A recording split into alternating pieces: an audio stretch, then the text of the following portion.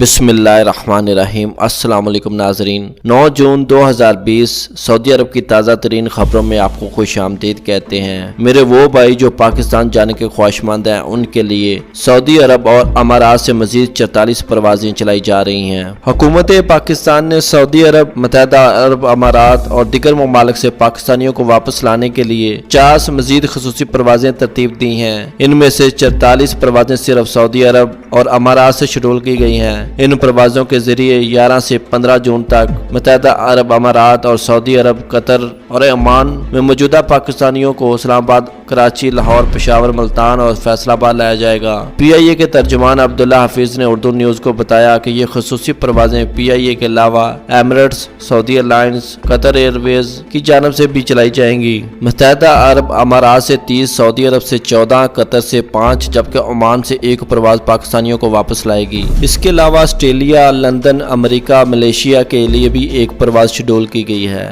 اس سے قبل حکومت پاکستان نے بیرون ملک سے پھنسے پاکستانیوں کی وطن واپسی کا عمل تیز کرتے ہوئے خصوصی پروازوں میں اضافہ کیا تھا۔ پی آئی اے نے 1 جون سے 10 جون تک سعودی عرب اور متحدہ عرب امارات کے لیے 50 سے زیادہ پروازیں شیڈول کی تھیں، جبکہ عمان، قطر اور بحرین سمیت یورپ سے بھی خصوصی پروازوں کے ذریعے پاکستانیوں کو واپس لایا جا رہا ہے۔ اور سعودی عرب میں احتیاطی تدابیر کی خلاف ورزی کرنے پر 71 مساجد کو بند کر دیا گیا۔ سعودی عرب میں وزارت اسلامی امور نے کورونا کے پھیلاؤ کو روکنے کے لیے احتیاطی تدابیر کی خلاف ورزی پر 71 مساجد بند کر دی۔ وزیر اسلامی امور رہنما ڈاکٹر عبداللطیف بن عبدالعزیز آل شیخ نے کورونا وائرس سے بچاؤ کی تدابیر کی پابندی نہ کرنے والی مساجد سے متعلق سخت فیصلہ کیا ہے۔ ان مساجد میں وائرس سے بچاؤ کے اصولوں پر عمل نہ کرنے کے باعث کئی نمازی وائرس کا شکار ہو گئے تھے۔ آجل ویب سائٹ کے مطابق آل شیخ نے اپنے ٹویٹر اکاؤنٹ پر بتایا کہ بعض نمازیوں نے مساجد میں کورونا وائرس سے بچاؤ کے لیے مقررہ صحت کے ضوابط کی پابندی نہیں کی تھی، جس پر وہ وبا کا شکار ہو گئے، لہذا سعودی عرب کے مختلف علاقوں میں مجبوراً 71 مساجد بند کرنا پڑی۔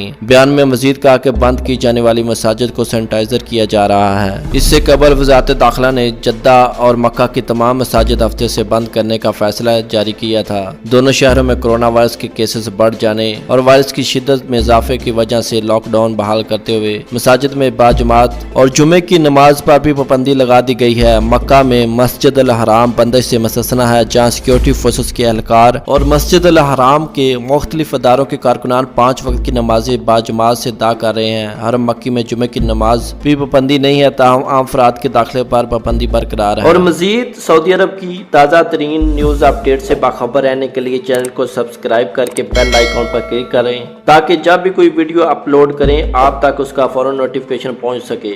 آپ کے قیمتی وقت کا بہت شکریہ۔ اللہ ہم سب کا حامی و ناصر ہو۔ السلام علیکم ورحمۃ اللہ۔